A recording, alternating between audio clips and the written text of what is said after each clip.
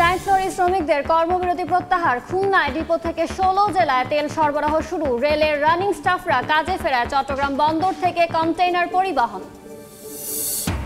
স্থায়ী আমানতে 1300 কোটি টাকা তুলতে নাজেহাল চট্টগ্রাম বন্দর কর্তৃপক্ষ। জমা আছে এস আলমের 4টি সহ বিভিন্ন ব্যাংকে। চিঠি চালাচালি বৈঠকেও মিলছে না সাড়া। কম পণ্য বিক্রির দাবি করলেও বাণিজ্য মেলায় রেকর্ড ভ্যাট আদায়। ক্রেতার খরা ভুয়া তথ্য দিয়ে কর ফাঁকি দেওয়ার চেষ্টা দেখছেন সংশ্লিষ্ট কর্মকর্তা। বড় মৌসুমের শুরুতেই সার কিনতে হিমশিম চাষি। নওগাঁয় বস্তায় বেড়েছে 250 টাকা। কৃত্রিম সংকট নিয়ে পাল্টাপাল্টি দোষারোপ বিক্রেতা ডিলারের।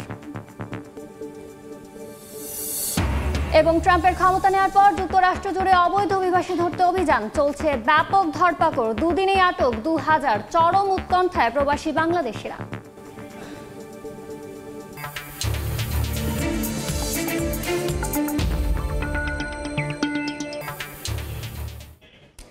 দেখছিলেন শিরোনাম।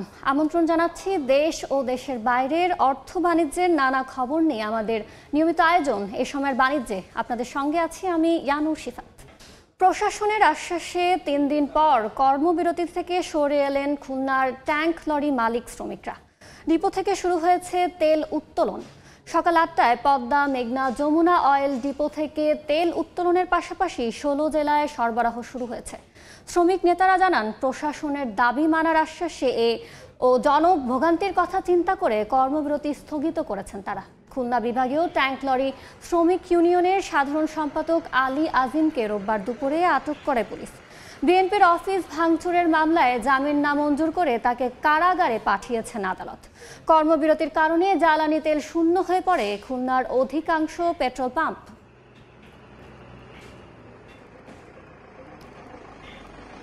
বিস্তারিত জানাতে খুলনা থেকে সরাসরি যুক্ত হচ্ছেন সহকর্মী তানজিম আহমেদ।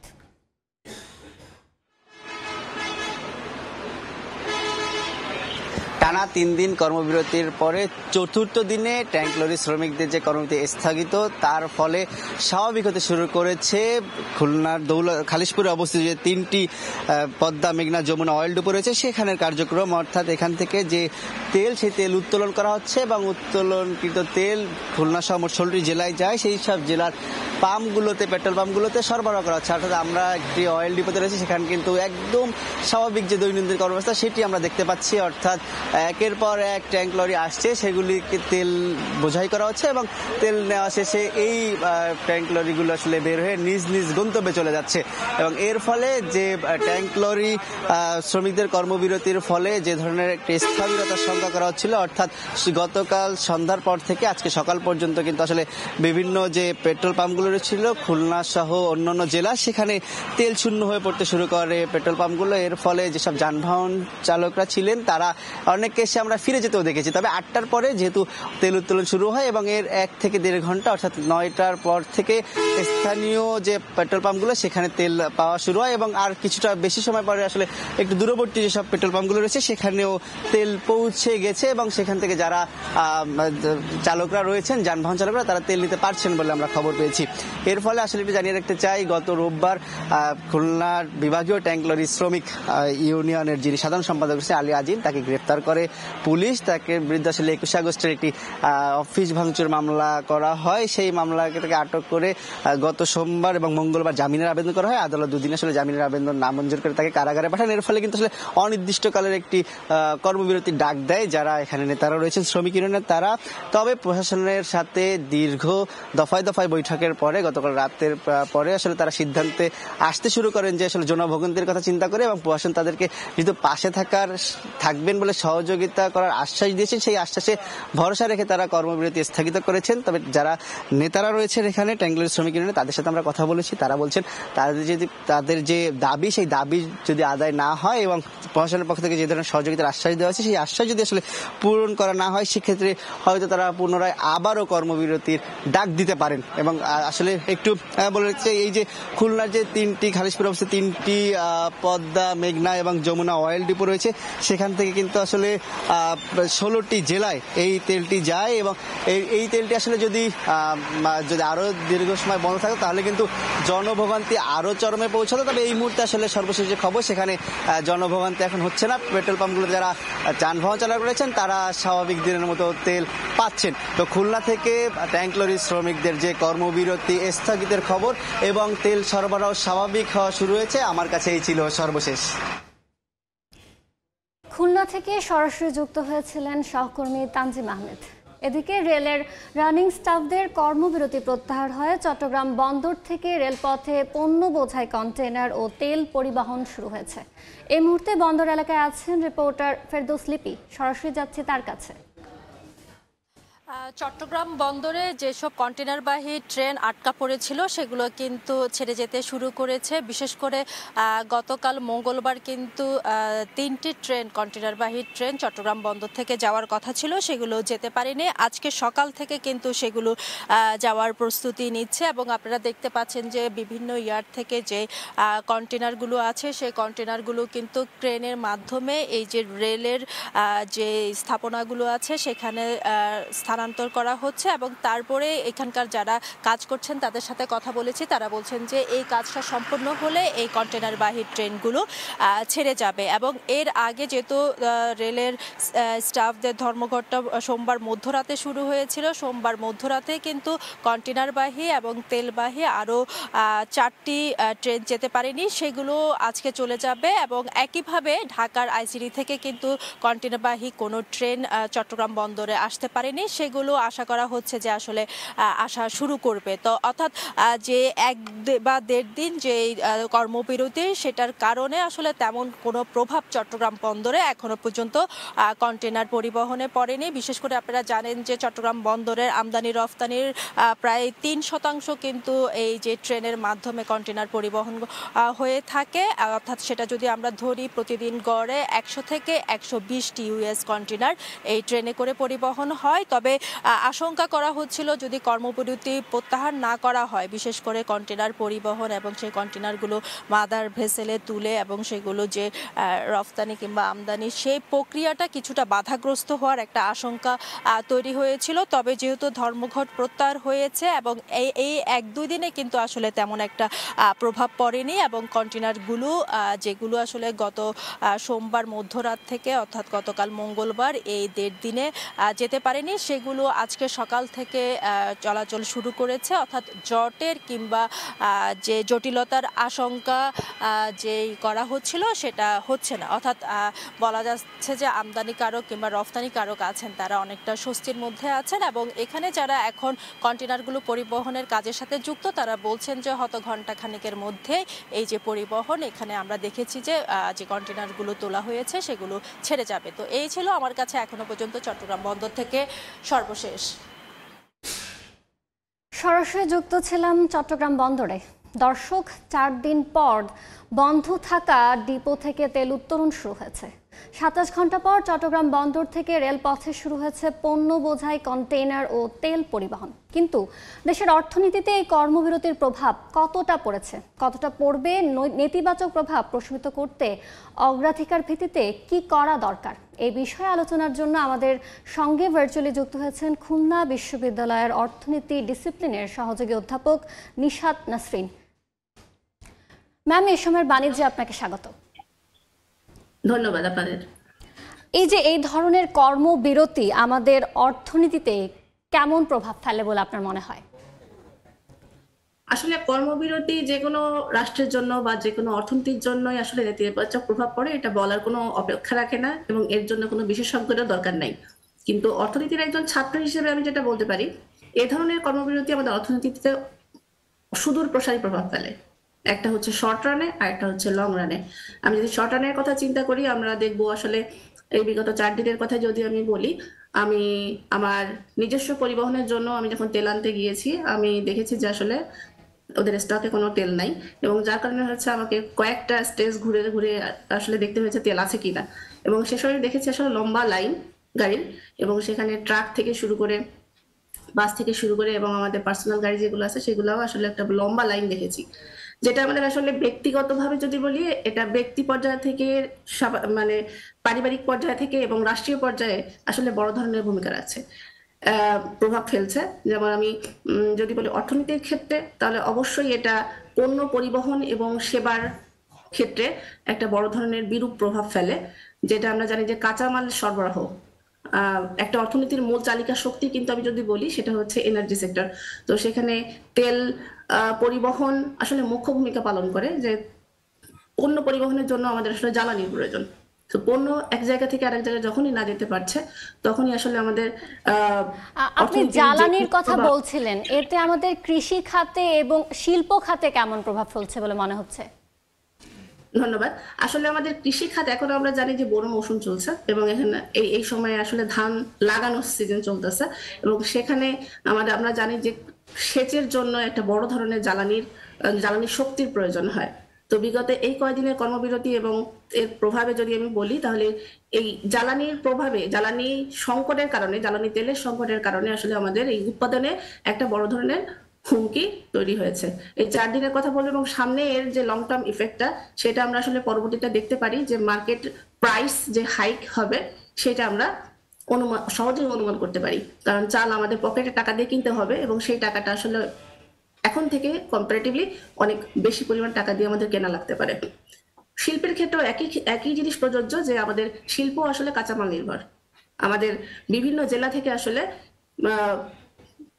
শিল্পের যে কাঁচামাল, সেটা আসলে যদি সুযোগ মতো বা খুব কম দামে যদি আমরা পৌঁছাইতে না পারি, তাহলে ইন্ডাস্ট্রিয়াল প্রোডাক্ট যেগুলো আছে সেগুলোর দামও বাড়বে, এবং সেই ক্ষেত্রেও আমাদের দৈনন্দিন জীবন থেকে শুরু করে অর্থনীতিতে একটা বিরূপ প্রভাব তো আমরা দেখতেই পাই। আর এই চলাচলের বা পণ্য সরবরাহ ব্যবস্থার উপর বিরূপ প্রভাবের কারণে আসলে আমার অর্থনীতি যদি আমি বলি, তাহলে সেই ক্ষেত্রে প্রাইস হাইক ডেফিনেটলি একটা পর্যায়ে যে ইনফ্লেশন রেটটাকে আরো বেশি রকমের প্রভাব ফেলবে ইন দ্য লং রান। তো কর্মবিরতি অবশ্যই এক একজনের থাকতে পারে, মানে তার নিড বেসিসে, কিন্তু আসলে আমি যদি অর্থনীতির দিকটা বিবেচনা করি, এই অর্থনীতিতে আসলে এর বিরূপ প্রভাব ছাড়া আসলে মানে শর্ট রান এবং লং রান দুটো ক্ষেত্রেই আসলে এটার নেগেটিভ প্রভাব আমরা দেখতে পাই। দেখা যায় জনসাধারণকে জিম্মি করে এই ধরনের কর্মবিরতিগুলো করা হয়, তো এই দাবিগুলো আদায়ের ক্ষেত্রে বিকল্প কি পন্থা থাকতে পারে? আসলে আমরা জনগণ হচ্ছে সবচেয়ে সহজ টার্গেট। যে কোনো দাবি আদায়ের ক্ষেত্রে যদি আমি বলি, সাধারণ জনগণ আমরা হচ্ছে সবচেয়ে খুব সহজ টার্গেট, যে এদেরকে জিম্মি করা খুব সহজ। আমরা যে কোনো প্রফেশনেই থাকি না কেন, আমরা জনগণকেই আসলে টার্গেট করি। এটা আসলে মানে খুব প্রথম স্টেজে না হয়ে আসলে শেষ স্টেপ হওয়া উচিত। প্রথম দিকে আসলে আলোচনার মাধ্যমে বা আমাদের নেগোসিয়েটর যারা আছে তাদের সাথে আসলে কথা বলা দরকার ছিল, বা কথা বলা দরকার। ধুম করে একটা জিনিস ইমপ্লিমেন্ট করতে গেলে ডেফিনেটলি তার ইম্প্যাক্টটা জনগণের উপরই পড়বে।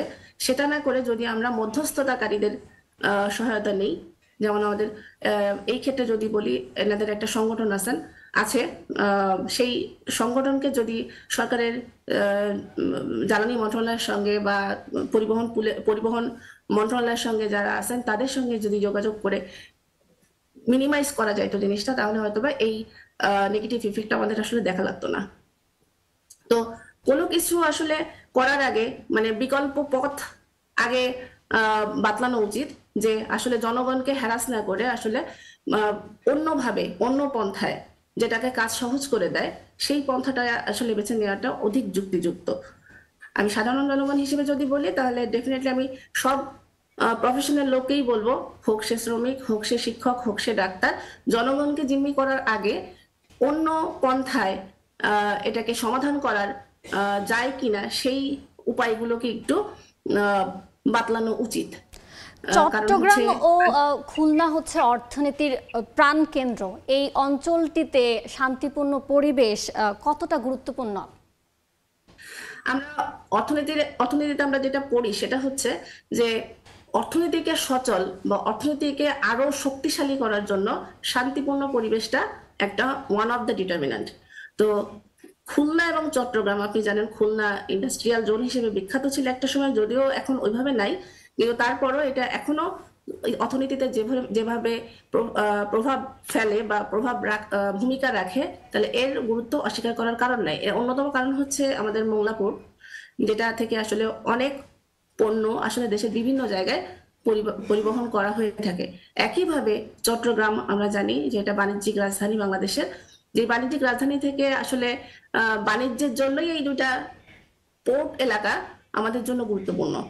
এছাড়াও এর থেকে এই প্রাণকেন্দ্রগুলোকে আসলে শান্তিপূর্ণ রাখাটা অর্থনীতির চালিকা শক্তি বলবো আমি, কারণ বাংলাদেশের মতো ছোট একটা দেশে এই দুইটা পোর্ট এলাকার যে ভূমিকা তা আসলে এক কথায় বলে শেষ করা যাবে না। আপনি যদি এক্সপোর্ট করতে চান, আপনি যদি ইম্পোর্ট করতে চান। ম্যাম, আপনি খুলনার বিষয়টি বলছিলেন, এটি এক সময় হচ্ছে প্রাণকেন্দ্র ছিল। এই অঞ্চলটি কি তার হারানো জল্লুস ফিরে পেতে পারবে ভবিষ্যতে, বা কি করা যেতে পারে? আমরা ছোটবেলা থেকেই দেখে আসছি খুলনা অঞ্চল আসলে জুট প্রোডাক্ট এবং মানে জুট ইন্ডাস্ট্রির জন্য বিখ্যাত ছিল। তো এখন যেটা হয়েছে, জুট ইন্ডাস্ট্রিগুলো এখন আর ওইভাবে দাঁড় হতে পারছে না। এটার পেছনে নিশ্চয়ই অন্য কোনো কারণ আছে যেটা আমরা আসলে জানি না, বা আমি যদি বলি স্বজনপ্রীতি, দুর্নীতি, হোয়াট এভার পলিটিক্যাল কারণ, তো বিভিন্ন রকম কারণ হতেই পারে। বাট এই খুলনা অঞ্চলের আসলে অনেক সম্ভাবনা, এই সম্ভাবনাকে আমার মনে হয় কোনো সরকারই আসলে এই পর্যন্ত কাজে লাগাতে পেরেছে বলে আমার মনে হয় না। আর এই খুলনা অঞ্চলকে যদি আমি আবার পুনর্জীবিত করতে দেখতে চাই, বা আমি অ্যাজ এ পার্সন, তাহলে আমার মনে হয় এখানে আসলে অনেক সুযোগ আছে, অনেক সুবিধা আছে যেটাকে কাজে লাগানো সম্ভব, এবং এই ইন্ডাস্ট্রিয়াল জোন খুলনাকে আরো বেশি প্রাণ শক্তি বা প্রাণ চাঞ্চল করার জন্য এখানে আরো ইনভেস্টমেন্ট প্রয়োজন। যে ইনভেস্টমেন্টটা আসলে সরকারি পর্যায়ে করতে হবে, কারণ এই এলাকায় আসলে ওই ইনভেস্টমেন্টের ওই পরিবেশ আছে, কিন্তু বাট ইনভেস্টমেন্টটা হচ্ছে না। কেন হচ্ছে না এটা খুঁজে দেখার যথেষ্ট প্রয়োজন আমি মনে করি আছে, কারণ এখানে প্রচুর কম মূল্যের লেবার, যেটা আমরা বলি, সেই লেবার শ্রেণী আছে যাদেরকে কাজে লাগানো সম্ভব, যার কারণ যেটা দিয়ে পরবর্তীতে এমপ্লয়মেন্টের সুযোগ তৈরি হতে পারে এবং মানুষের বেকার সমস্যার সমাধান আমাদের এখান থেকে খুলনা অঞ্চলে হতেই পারে। এবং এখান থেকে আমাদের পোর্টের মাধ্যমে, খুলনা পোর্টের, মংলা পোর্টের মাধ্যমে আমরা আসলে পণ্য বিদেশেও রপ্তানি করার সুযোগ তৈরি হতে পারে। আমাদের পাশের দেশ যখন ইন্ডিয়া বিভিন্ন জুট প্রোডাক্ট তৈরি করছে, তার ভ্যারিয়েশন তৈরি করছে, এবং ওয়ার্ল্ড মার্কেটে এর একটা ডিমান্ড তারা সিক করতে পেরেছে, যেটা আমরা আসলে পারছি না। এটা আমাদের ব্যর্থতা। আমাদের এই ধন্যবাদ ম্যাম এই সময়ের বাণিজ্যে আমাদের সঙ্গে যুক্ত হওয়ার জন্য। ভার্চুয়ালি আমাদের সঙ্গে যুক্ত হয়েছিলেন খুলনা বিশ্ববিদ্যালয়ের সহকারী অধ্যাপক নিসাদ নাসরিন। এবার বন্দর বাণিজ্যের খবর।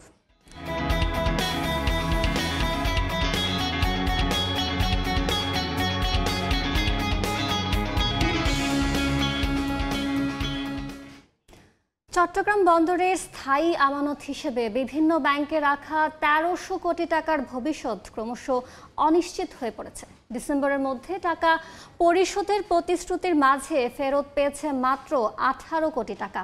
বারবার চিঠি দেওয়া সত্ত্বেও টাকা ফেরতে ব্যাংকগুলোর আশানুরূপ সাড়া না পেয়ে শেষ পর্যন্ত বাংলাদেশ ব্যাংকের দ্বারস্থ হয়েছে চট্টগ্রাম বন্দর। সাক্ষাৎ ক্যামেরায় বিস্তারিত জানাচ্ছেন কমল দে।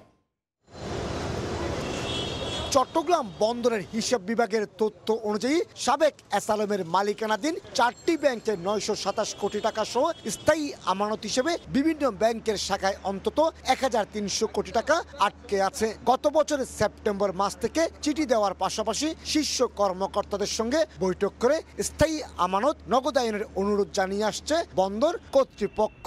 ডিসেম্বরের মধ্যে টাকা পরিশোধের অঙ্গীকার করলো। এখন পর্যন্ত শুধুমাত্র একটি ব্যাংক থেকে 18 কোটি টাকা পাওয়া গেছে।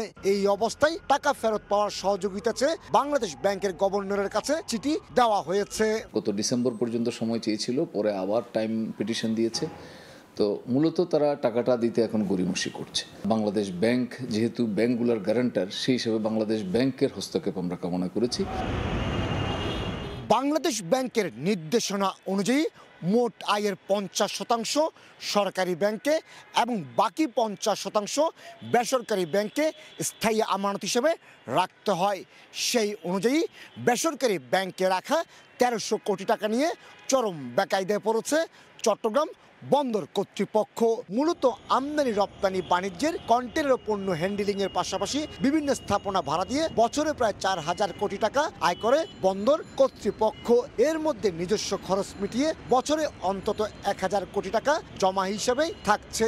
আর এই টাকা নিয়েই জটিলতা চলছে। তবে এসব দুর্বল ব্যাংকে শত শত কোটি টাকা জামানত হিসাবে রাখা নিয়েও প্রশ্ন উঠেছে। যারা এই ব্যাংকের মালিক ছিলেন তারা অনেক প্রভাবশালী ছিলেন, তাদের প্রভাবে হয়তো রাখা হতে পারে, এরকম ঘটনাও ঘটতে পারে। আতঙ্কিত গ্রাহকেরা একযোগে টাকা তুলে নেওয়ায় ব্যাংকগুলোতে সাময়িক তারল্য সংকট সৃষ্টি হয়েছে। এ নিয়ে ব্যাংকের শাখা ব্যবস্থাপকেরা কোনো মন্তব্য করতে রাজি হননি। ব্যাংকগুলোর টাকা বন্দর কর্তৃপক্ষ কিভাবে পাবে, ফেরত পাবে, সেটা অবশ্যই বাংলাদেশ ব্যাংক নির্ধারণ করবে এবং সে টাকা তারা ফেরত পাবে। বাংলাদেশ ব্যাংক ইতিমধ্যে অনেকগুলো পদক্ষেপ নিয়েছে। ফার্স্ট সিকিউরিটি ইসলামী ব্যাংক এরই মধ্যে 18 কোটি টাকা ফেরত দিয়েছে। এছাড়া আরো 12 কোটি টাকা আগামী মাসে নগদায়ন হওয়ার কথা রয়েছে। তবে স্থায়ী আমানতের টাকা দ্রুত নগদায়ন না হলে ব্যাংকগুলোর বিরুদ্ধে আইনগত ব্যবস্থা নেওয়ার চিন্তা ভাবনা করছে চট্টগ্রাম বন্দর কর্তৃপক্ষ। কমল দে, সময় সংবাদ, চট্টগ্রাম। ক্রেতা কম, বিক্রি মন্দা, এমন কথা অহরহ শুনতে হয় ঢাকা আন্তর্জাতিক বাণিজ্য মেলায়। তবে বিক্রেতাদের এই দাবি নাকচ করে দিচ্ছেন সংশ্লিষ্ট কর্মকর্তারা। জানালেন, মেলার 28 দিনে ভ্যাট আদায় বেড়েছে বছর ব্যবধানে প্রায় 70%। অন্যদিকে বিক্রি বেড়েছে 10%-এর বেশি। সাদিক হাসান ইমনের রিপোর্ট। ঢাকা আন্তর্জাতিক বাণিজ্য মেলা এবার 29তম আসরে 351টি স্টল প্যাভিলিয়নে দেশীয় প্রতিষ্ঠানের সঙ্গে অংশ নিয়েছে ভারত, পাকিস্তান, তুরস্ক সহ 11টি বিদেশি প্রতিষ্ঠান। এই মেলার শুরু থেকেই পণ্যের দাম এবং মান নিয়ে বিস্তর অভিযোগ করে আসছেন ক্রেতারা। অফার দিচ্ছে, যদি মান না থাকে তাহলে আমি অফার দিয়ে লাভ তো নাই। দাম তো বেশি, দাম বেশি, একটু কমালে আসলে ভালো হয় আমাদের জন্য। এরই মধ্যে বেচা কেনার সন্তুষ্টির কথা জানাচ্ছে বড় প্রতিষ্ঠানগুলো। আর ছোট প্রতিষ্ঠানগুলো বলছে, মেলায় দর্শনার্থী এলেও ক্রেতা পাচ্ছেন না তারা। বেচা বিক্রি আগের মতন হচ্ছে না। জাস্ট কাস্টমার আসতেছে, দেখতেছে। আমাদের চাপ দেখেই বুঝতে পারছেন, আমরা নিঃশ্বাস নেওয়ার সময়টাও পাচ্ছি না। গতবারের সাথে যদি কম্পেয়ার করি সেক্ষেত্রে সেলটা বেশি। যদিও তাদের বিক্রি মন্দার দাবিকে নাকচ করে দিচ্ছে ভ্যাট আদায়ের তথ্য। এনবিআর এর পরিসংখ্যান বলছে, গেল 28 দিনে ঢাকা আন্তর্জাতিক বাণিজ্য মেলা থেকে 3,38,38,696 টাকার ভ্যাট আদায় করেছে সংস্থাটি। গত বছরের একই সময়ের তুলনায় যা প্রায় 68% বেশি। 5% ভ্যাটের হিসাবে এ সময় 36,72,95,000 টাকার পণ্য বিক্রি হলেও এবার 7.5% ভ্যাট হিসাবে একই সময়ে বিক্রি হচ্ছে 41,11,82,000 টাকার পণ্য। ভ্যাট জমা নেওয়া প্রতিষ্ঠান ব্যাংক বলছে, ফাঁকি বন্ধে এনবিআর এর তৎপরতা বাড়ায় বেড়েছে ভ্যাটের আদায়। বেচা বিক্রিও নিচ্ছে, ভালো হচ্ছে। আর সবচেয়ে বড় কথা হলো যে ভ্যাট অফিসের লোকদের খুব ভালো তদারকি আছে। গতবার 30 দিনে আমরা টোটাল 1 কোটি টাকার মতো ভ্যাট জমা পড়ছিল আমাদের ব্যাংকে, কিন্তু এই বছর আশা করা যায় 15 দিনেই সেই পরিমাণ হবে। ব্যাংক ভিত্তিক হিসাব বলছে, প্রথম 28 দিনে সোনালী ব্যাংক 1,02,00,000 আর ইসলামী ব্যাংকে প্রায় 2 কোটি টাকার ভ্যাট জমা দিয়েছেন বিক্রেতারা। সাদিক হাসান ইমন, সময় সংবাদ, ঢাকা। এবার জানাবো পুঁজি বাজারের খবর। দেশের প্রধান পুঁজি বাজার ঢাকা স্টক এক্সচেঞ্জ ডিএসইতে সূচকের উঠানামা দিয়ে চলছে লেনদেন। সবশেষ বাজার পরিস্থিতি জানতে এখন সরাসরি চলে যাচ্ছি প্রতিষ্ঠানটির ওয়েবসাইটে। আমরা গতকাল যেমনটা দেখেছি, দিনের লেনদেন কার্যক্রম শেষ হয়েছে অনেকটা নিম্নমুখী প্রবণতার মধ্য দিয়ে, এবং আজ আমরা যেমনটা দেখতে পাচ্ছি সূচক অনেকটা উঠানামার মধ্য দিয়েই চলছে। এর মধ্যে প্রধান সূচক ডিএসই এক্স সূচক 2 পয়েন্ট বৃদ্ধি পেয়ে এখন অবস্থান করছে 5,129 পয়েন্টে, এবং সরিয়া সূচক যেটি ডিএসই এক্স সূচক রয়েছে এটি পতন হয়েছে এবং 1 পয়েন্ট কমে এটি অবস্থান করছে 43 পয়েন্টে এবং ভালো 30টি প্রতিষ্ঠান নিয়ে গঠিত যে সূচকটি রয়েছে ডিএসই 30 সূচক, এই সূচকটি বর্তমানে অবস্থান করছে 1898 পয়েন্টে এবং এটি আজকে বেড়েছে হচ্ছে প্রথম 1.5 ঘন্টায় 1.23 পয়েন্ট এবং আজকে এখন পর্যন্ত লেনদেন হয়েছে 107 কোটি 12 লাখ টাকার শেয়ারের এবং যেসব প্রতিষ্ঠানের শেয়ার লেনদেন হয়েছে এখন পর্যন্ত এর মধ্যে 163টি প্রতিষ্ঠানের শেয়ার হচ্ছে বৃদ্ধি পেয়েছে এবং দাম কমেছে হচ্ছে 122টি প্রতিষ্ঠানের শেয়ারের এবং অপরিবর্তিত রয়েছে 53টি প্রতিষ্ঠানের শেয়ার দর। এ পর্যায়ে আমরা জেনে নেব কোন কোন প্রতিষ্ঠানের শেয়ারের দাম কি পর্যায়ে রয়েছে। এর মধ্যে শুরুতেই রয়েছে হচ্ছে কেবিপি, শুরুতে রয়েছে খান ব্রাদার্স, এটির প্রতিটি মূল্য বর্তমানে বিক্রি হচ্ছে 176 টাকা এবং এর সর্বোচ্চ দাম ছিল 176 টাকা 90 পয়সা এবং সর্বনিম্ন মূল্য ছিল 171 টাকা 40 পয়সা। এরপরেই আমরা দেখতে পাচ্ছি দ্বিতীয় স্থানে রয়েছে এডিয়ান টেলিকম, এটির প্রতিটি শেয়ারের বর্তমান মূল্য এখন 93 টাকা এবং এটির সর্বোচ্চ মূল্য উঠেছিল 98 টাকা 10 পয়সা এবং সর্বনিম্ন মূল্য ছিল 49 টাকা 50 পয়সা। এরপরে রয়েছে ইস্টার্ন লুব্রিকেন্টস, এটির প্রতিটি শেয়ার আজকে বিক্রি এখন হচ্ছে 1422 টাকা এবং সর্বোচ্চ দামও কিন্তু এটি এবং তবে সর্বনিম্ন দাম ছিল 1380 টাকা। দর্শক, এই ছিল ঢাকা স্টক এক্সচেঞ্জের সবশেষ খবর। বড় মৌসুমের শুরুতে নওগাঁর বরেন্দ্র এলাকায় সারের সংকট তৈরির অভিযোগ উঠেছে। কৃষকরা জানান সরবরাহ কমার অজুহাতে সব ধরনের সারের দাম বস্তা প্রতি 250 টাকা পর্যন্ত বাড়িয়েছে ব্যবসায়ী ও ডিলাররা। তবে কেউ কৃত্রিম সংকট তৈরি করলে ব্যবস্থা নেওয়ার আশ্বাস কৃষি বিভাগের। রকিবুল ইসলামের ছবিতে MR রকির রিপোর্ট। নওগাঁর বরেন্দ্র এলাকার মাঠ জুড়ে ধান রোপণে ব্যস্ত কৃষক। রোপণের শুরুতে জমিতে সার প্রয়োগ করতে হয়, তবে সেই সার কিনতে গিয়ে নাজেহাল চাষি। সরকার প্রতি কেজি এমওপি সারের দাম 20 টাকা, ইউরিয়া 27 টাকা এবং টিএসপির 27 টাকা দাম বেঁধে দেয়, কিন্তু জেলার মাঠ পর্যায়ে সারের কৃত্রিম সংকট তৈরির অভিযোগ উঠেছে। কৃষকদের অভিযোগ সরবরাহ কমার অজুহাতে সব ধরনের সারের বস্তাপ্রতি 250 টাকা পর্যন্ত দাম বাড়িয়েছে ব্যবসায়ী ও ডিলাররা। সার কিনতে গেলে দোকানদার বলে যে সার নাই দোকানে, দাম এই লাগবে, হলে আসে না হলে নাই। 100 টাকা 200 টাকা বেশি, যার জন্য টাকা বেশি হলেই দিচ্ছে। গতবারের চাই খরচটা অনেক বেশি, তো এবারে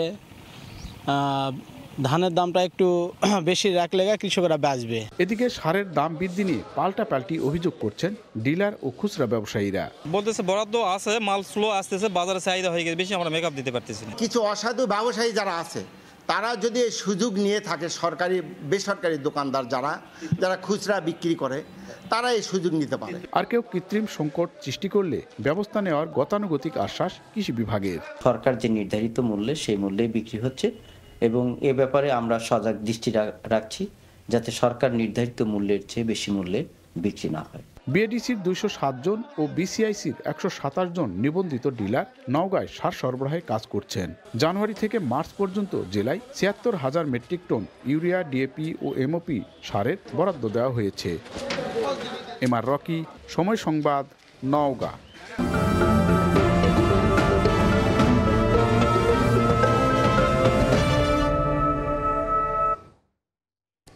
ঢাকা আন্তর্জাতিক বাণিজ্য মেলার শেষ দিকে ক্রেতা আকর্ষণের জন্য ভিশন ইলেকট্রনিক্সের বিভিন্ন পণ্যের ওপর চলছে নানা অফার। ভিশনের স্টলে রয়েছে টিভি, ফ্রিজ, হোম অ্যাপ্লায়েন্স সহ নানা পণ্যের সমাহার। মেলায় এসব পণ্য কিনলে 20 থেকে 40% পর্যন্ত মূল্য ছাড় পাচ্ছেন ক্রেতারা। এছাড়া থাকছে free home delivery, home dream offer সহ বিভিন্ন ধরনের গিফট অফার। এসব অফার দেখে স্টলটিতে ভিড় করছেন মেলায় আগত ক্রেতা দর্শনার্থীরা। পণ্যের মান ও দাম নিয়েও সন্তুষ্ট কথা জানিয়েছেন তারা।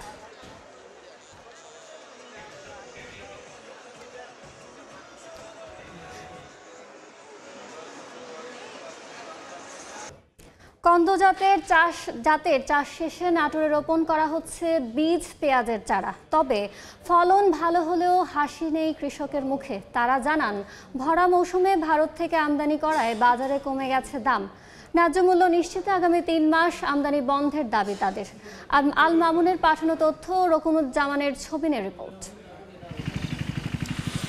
ক্ষেত থেকে তুলে বাজারজাত করা হচ্ছে কন্দ জাতের পেঁয়াজ, পাশাপাশি অন্য ক্ষেতে রোপণ করা হচ্ছে বীজ পেঁয়াজের চারা। নাটোরের বাজারগুলোতে সরবরাহ বেড়েছে কন্দ পেঁয়াজ। পরবর্তী ফসল হিসেবে শুরু হয়েছে বীজ পেঁয়াজ চাষ। তবে ফলন ভালো হলেও হাসি নেই কৃষকের মুখে। তারা জানান, পেঁয়াজের ভরা মৌসুমে ভারত থেকে আমদানি করায় বাজারে দাম কমে গেছে। প্রতি কেজি উৎপাদনে 40 থেকে 45 টাকা খরচ হলেও বাজারে বিক্রি হচ্ছে 22 থেকে 32 টাকা দরে। এই অবস্থা বীজ পেঁয়াজের চারা উৎপাদনেও। প্রতিমন চারা উৎপাদনে 700 থেকে 800 টাকা খরচ হলেও বিক্রি হচ্ছে 400 থেকে 600 টাকায়। ন্যায্য মূল্য নিশ্চিতে আগামী 3 মাস পেঁয়াজ আমদানি বন্ধের দাবি তাদের। বাজার যদি হলে কমে যায় তাহলে আমরা কৃষকেরা মরে শেষ হয়ে যাব। দিনকে দিন যত যাচ্ছে পেঁয়াজের দাম ততই কমতেছে। আজকের বাজারটা খুবই খারাপ। চারা হাটে নিয়ে গেলে নেওয়ার মানুষ নাই। 1000 টাকা 800 টাকা মন। আগামী 3 মাস যদি ইনপুট বন্ধ রাখে কৃষকেরা লাভবান হতে পারবি। তবে কৃষকের ন্যায্য মূল্য নিশ্চিতে সব ধরনের ব্যবস্থা নেওয়ার গতানুগতিক আশ্বাস কৃষি বিভাগের। কৃষি সম্প্রসারণ অধিদপ্তর কাজ করে যাচ্ছে কৃষকের সেবায়, যারা তারা আধুনিক জাত ব্যবহার করে বেশি ফলন পায়, এই জন্য আমরা কাজ করছি। ফসলে যাতে ন্যায্য দাম পায়, অর্থনৈতিকভাবে লাভবান হয়, এই জন্য আমরা সংশ্লিষ্ট যত মহল আছে সবগুলোর সাথে আমরা যোগাযোগ রক্ষা করে চলেছি। কৃষি বিভাগের তথ্য মতে চলতি মৌসুমে নাটোরে 1,12,000 মেট্রিক টন পেঁয়াজ উৎপাদনের লক্ষ্যমাত্রা নির্ধারণ করা হয়েছে। সময় সংবাদ, নাটোর।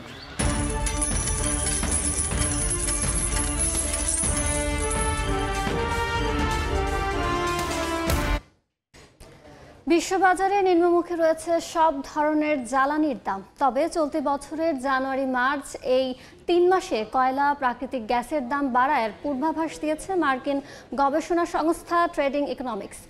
অপরিশোধিত জ্বালানি তেলের বাজার ঘুরে দাঁড়াতে আগামী এপ্রিল-জুন পর্যন্ত অপেক্ষা করতে হবে বলে জানিয়েছে সংস্থাটি। অপরিশোধিত জ্বালানি তেল ওয়েস্ট টেক্সাস ইন্টারমিডিয়েট বিশ্ববাজারে বুধবার সকালে প্রতি ব্যারেল এই জ্বালানি তেল কেনাবেচা হয়েছে $73.72। এক সপ্তাহ আগের তুলনায় যা 2.26% কম। চলতি প্রান্তিকে $73.40 মধ্যে বেচাকেনা চলবে বলে পূর্বাভাস দিচ্ছে অর্থনীতি বিষয়ক মার্কিন গবেষণা সংস্থা ট্রেডিং ইকোনমিক্স। আরেক অপরিশোধিত জ্বালানি তেল ব্রেন্ট ক্রুডের দামও রয়েছে নিম্নমুখী। সপ্তাহ ব্যবধানে 2.12% দাম কমে বর্তমানে প্রতি ব্যারেল বিক্রি হচ্ছে $77.29। পূর্বাভাস বলছে প্রথম প্রান্তিকে এর দাম $76.23 মধ্যেই থাকবে।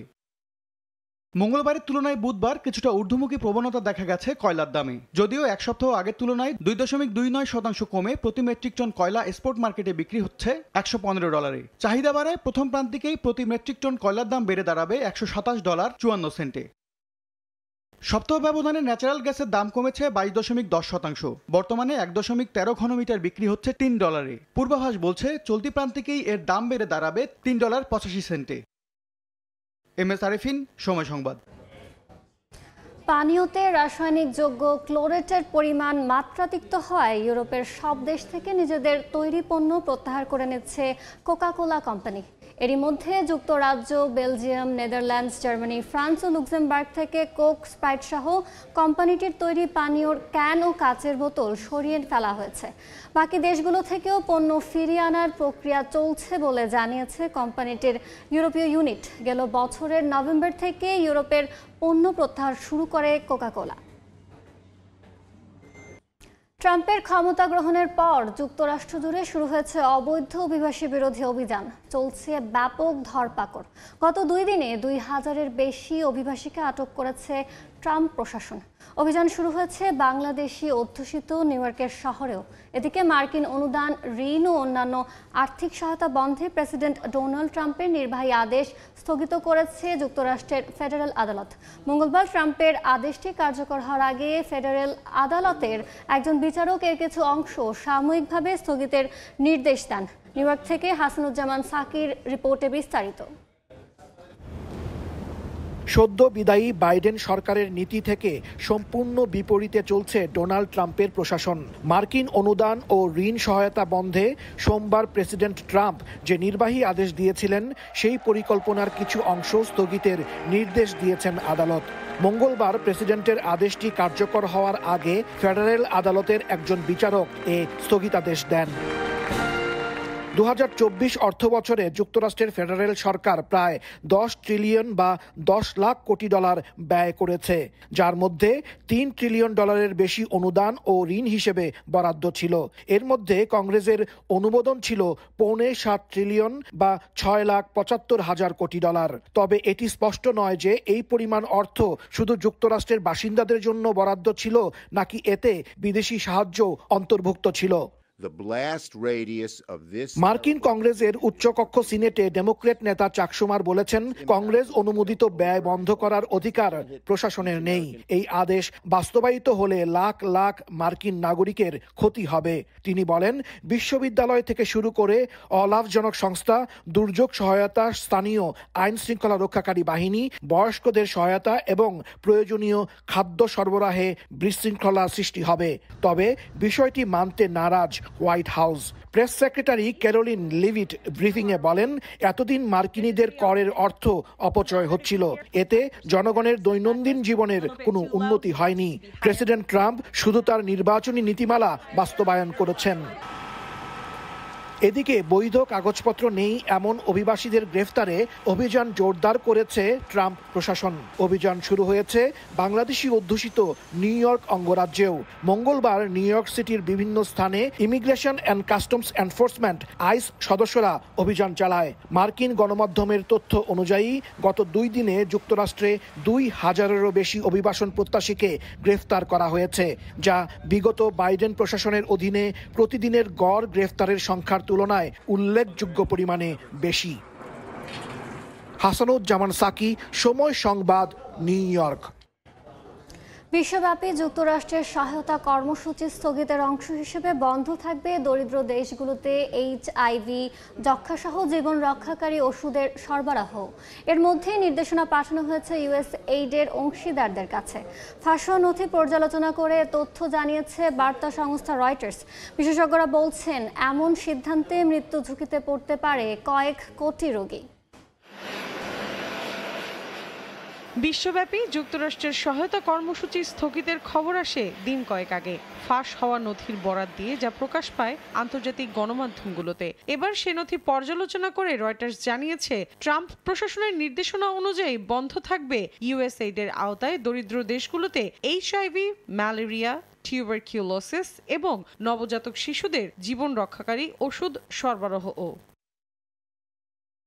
রয়টার্সের প্রতিবেদন অনুযায়ী মঙ্গলবার থেকে USAID-এর অংশীদার ও সহযোগীরা এই নির্দেশনা পেতে শুরু করেন। তাদের অনতিবিলম্বে কার্যক্রম বন্ধ করতে বলা হয়েছে। গত 20 জানুয়ারি ক্ষমতা নিয়েই বিশ্বব্যাপী মার্কিন সহায়তা বন্ধে ট্রাম্প যে নির্বাহী আদেশ দেন, এটি তারই অংশ।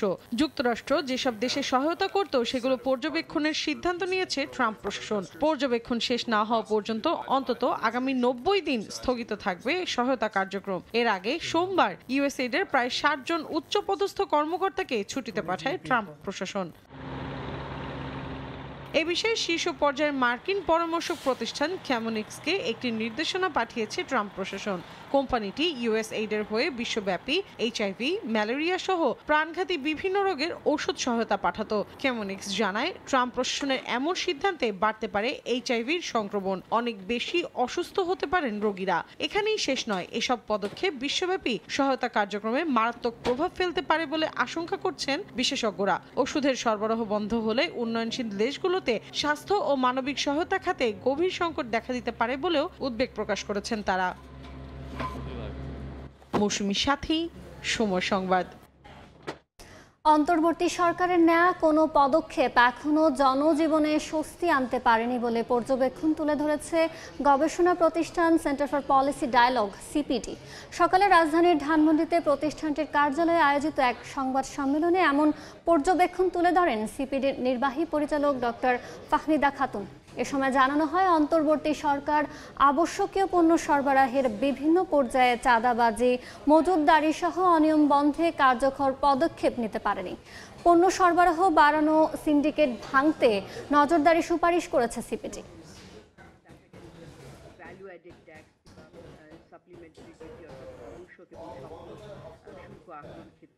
সেটা কর রাজস্ব আহরণের ক্ষেত্রে বহুলাংশে আমরা মূল্য থেকে বেশি আহরণ করতে পারছি না রপ্তানি, এইটা আমাদেরকে বাড়াতে হবে। এ পর্যায়ে শীর্ষ সংবাদগুলো জানিয়ে দিচ্ছি আরেকবার। ট্যাঙ্ক লরি শ্রমিকদের কর্মবিরতি প্রত্যাহার, খুলনা ডিপো থেকে 16 জেলায় তেল সরবরাহ শুরু, রেলের রানিং স্টাফরা কাজে ফেরা, চট্টগ্রাম বন্দর থেকে কন্টেইনার পরিবহন। স্থায়ী আমানতে 1300 কোটি টাকা তুলতে নাজেহাল চট্টগ্রাম বন্দর কর্তৃপক্ষ, জমা আছে এসালমের 4টি সহ বিভিন্ন ব্যাংকে। চিঠি চালাচালিও বৈঠকে মিলছে না সাড়া। এবং কম পণ্য বিক্রির দাবি করলেও বাণিজ্য মেলার রেকর্ড ভ্যাট আদায়, ক্রেতা খরার ভুয়া তথ্য দিয়ে কর ফাঁকির চেষ্টা দেখছে সংশ্লিষ্ট কর্মকর্তা।